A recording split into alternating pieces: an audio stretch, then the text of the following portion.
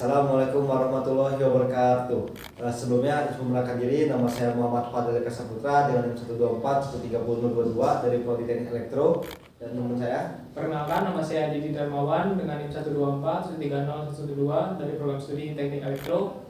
Perkenalkan, nama saya Angga Prasetyo dengan NIM 124 130 dari Prodi Teknik Elektro. Oke, di sini kami akan memerpresentasikan dalam bentuk video, yaitu demokrasi dalam kehidupan nyata. Stay tune videonya.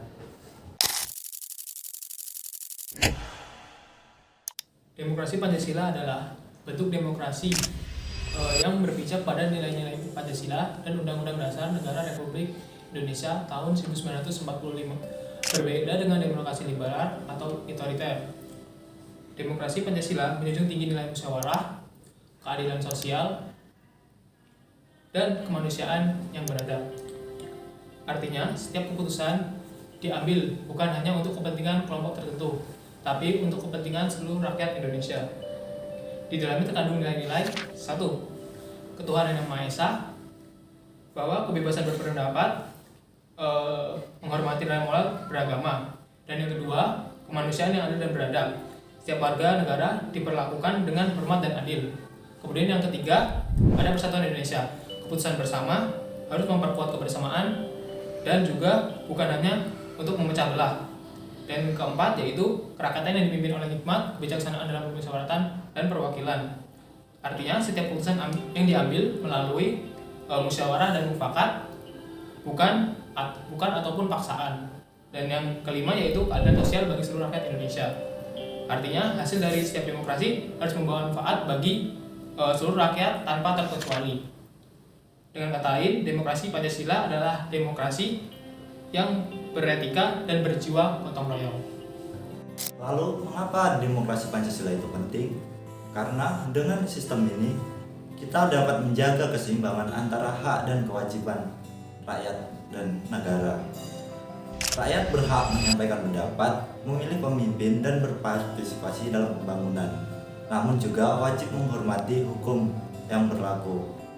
Prinsip utama dalam pelaksanaan demokrasi Pancasila antara lain: 1.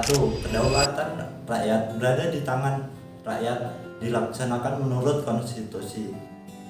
2. Keputusan diambil dengan musyawarah mufakat. 3. Adanya keadilan sosial dan tanggung jawab moral. 4. Mengutamakan kepentingan umum di atas kepentingan pribadi atau golongan. Selanjutnya contoh nyata pelaksanaan demokrasi Pancasila. Yang pertama, di lingkungan sekolah. Dalam lingkungan sekolah ini, contoh kecil yaitu pemilihan ketua OSIS, di mana kita melaksanakan yang terbuka dan jujur lah dalam pemilihan ini sendiri. Yang kedua, dalam masyarakat. Dalam masyarakat ini, contohnya adalah musyawarah warga untuk menentukan kegiatan gotong royong atau pembagian bantuan, di mana semua warga itu kan istilahnya bermusyawarah dan menghasilkan satu keputusan yang sama-sama saling enakan.